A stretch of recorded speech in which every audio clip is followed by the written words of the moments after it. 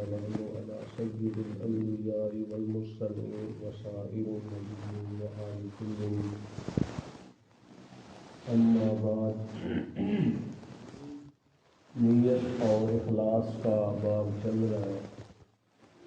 اس کا آج انشاءاللہ مزید اختتام ہو جائے گا.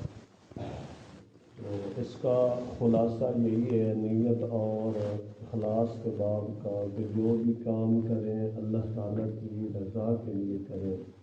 اس میں نیت خالص ہونی چاہیے، نیت بد نہیں ہونی چاہیے. چھوٹے سے چھوٹا عمل کریں، بڑے سے بڑا عمل کریں، اس میں نیت خالص ہونی چاہیے. اگر نیت بد ہے، نیت بری ہے، تو وہ عمل اللہ تعالیٰ کے ہاں بڑے سے بڑا بھی کیوں نہ ہو تو وہ ضائع جائے گا. اسی طرح ایک تو ہوئی مومن اور مسلم اور کافر. ایک مومن کا خرچ کرنا یا مومن کا کوئی عمل کرنا، اسی طرح ایک کافر کا خرچ کرنا یا کوئی عمل کرنا، ان دونوں میں بڑا فرق ہے. اللہ تعالیٰ نے ان دونوں کی مثال قرآن پاک میں دی ہے. اللہ تعالیٰ نے فرمایا کالذی ينفق مالہ رئاء الناس ولا یؤمن باللہ والیوم الآخر. مثال اس کی جو اللہ تعالیٰ کے راستے میں خرچ کرتا ہے رئاء الناس، لوگوں کے دکھلاوے کے لیے. لا یؤمن باللہ والیوم الآخر، اللہ تعالیٰ پر اور آخرت کے دن پر ایمان نہیں رکھتا. فَمَثَلُهُ كَمَثَلِ صَفْوَانٍ عَلَيْهِ تُرَابٌ فَأَصَابَهُ وَابِلٌ فَتَرَكَهَا صَلْدًا. اس کی مثال ایسے ہے کہ جیسے ایک چٹیل میدان ہو، اس میں ایک پتھر پڑا ہو اور پتھر کے اوپر تھوڑی بہت مٹی ہو. پتھر کے اوپر تھوڑی بہت مٹی ہو. جب آندھی آئے، تیز ہوا آئے تو وہ اس مٹی کو اور پتھر کو بالکل صاف کر دے. فَمَثَلُهُ كَمَثَلِ صَفْوَانٍ عَلَيْهِ تُرَابٌ فَأَصَابَهُ وَابِلٌ فَتَرَكَهُ صَلْدًا. اس پتھر کے اوپر تھوڑی سی کیا ہو، مٹی ہو، اور مٹی جب ہو اور بارش اور تیز آندھی آئے اور وہ کیا کر دے، اس پتھر کو بالکل صاف کر دے. تو مشرک اور کافر کا خرچ کیا ہوا یہ کیا جائے گا، رائے گا جائے گا. کہ مشرک اور کافر کا خرچ کیا ہوا کیسے ہے، وہ اس پتھر کی مثال ہے جس کے اوپر تھوڑی بہت مٹی ہو، پھر تیز بارش اور ہوا آئے اور اس کو کیا کر دے، صاف کر دے.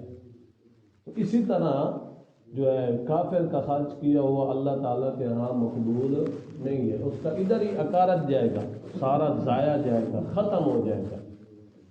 اور مثال اس کی وَمَثَلُ الَّذِينَ يُنْفِقُونَ أَمْوَالَهُمُ ابْتِغَاءَ مَرْضَاتِ اللَّهِ وَتَثْبِيتًا مِنْ أَنفُسِهِمْ.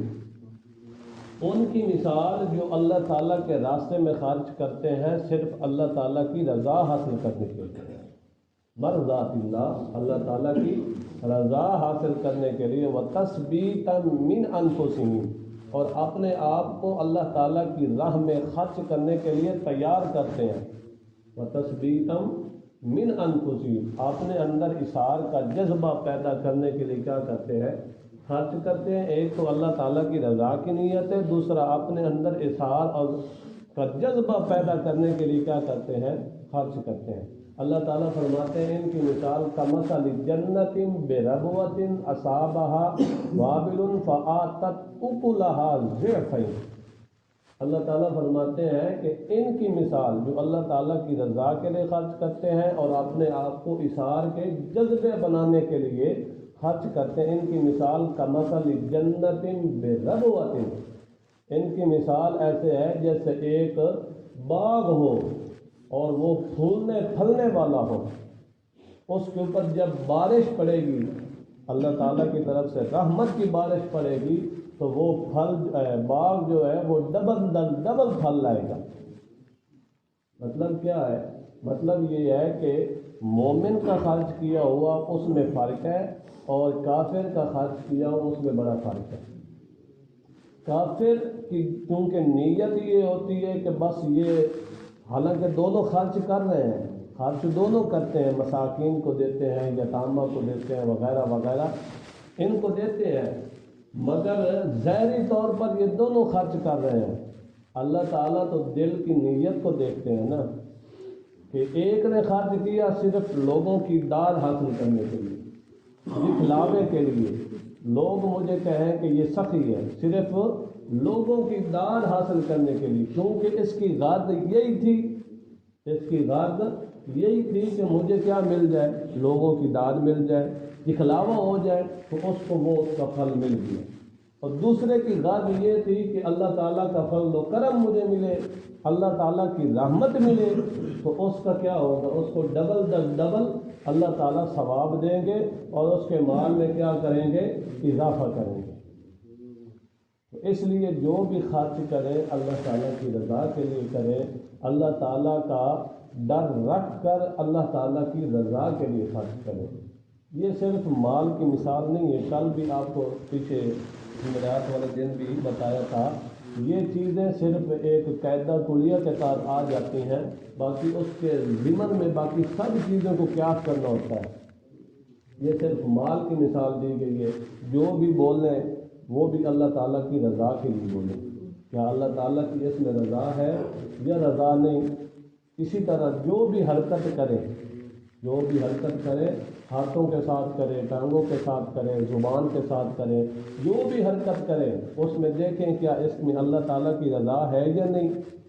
اسی طرح جو بھی عمل کرے، چھوٹے سے لے کر بڑے تک، بڑے سے لے کر چھوٹے تک، جو بھی عمل کرے اس میں اللہ تعالیٰ کی رضا ہونی چاہیے۔ اللہ تعالیٰ، اور یہ بھی سمجھ لیں کہ ائمہ محدثین نے کہا ہے کہ یہ جو حدیث ہے نا، انما الاعمال بالنیات، یہ دین کا تیسرا حصہ اس میں آ گیا، دین کا تیسرا حصہ، کہ اعمال کا دار و مدار کس پہ ہے، نیتوں پر، اخلاص، نیت خالص ہونی چاہیے۔ کیسے؟ کیونکہ وہ کہتے ہیں کہ دین کی جو بڑی تین جو ہے نا اہم شاخیں، وہ یہ ہیں کہ اعتقادیات، نمبر ایک اعتقادیات یعنی عقائد، ایمان، دوسرے نمبر پر عملیات، اعمال، تیسرے نمبر پر اخلاص، تیسرے نمبر پر کیا ہے، تو اخلاص، یعنی دین کا تیسرا شعبہ جو ہے وہ اس حدیث میں نبی پاک صلی اللہ علیہ وسلم نے کیا کر دیا، بند کر دیا۔ جیسے کہتے ہیں نا کہ عملوں کی جان جو ہے وہ ایمان ہے، عملوں میں جان آتی ہے ایمان سے، ایمان ہو تو عمل کیا ہے، قبول ہے اللہ تعالیٰ کے ہاں، ایمان نہ ہو تو عمل قبول نہیں۔ اسی طرح ایمان کی اگر جان ہے تو وہ اخلاص ہے، ایمان اور اعمال کی بھی جان ہے تو وہ کیا ہے، اخلاص، یعنی ایمان بھی لانا ہے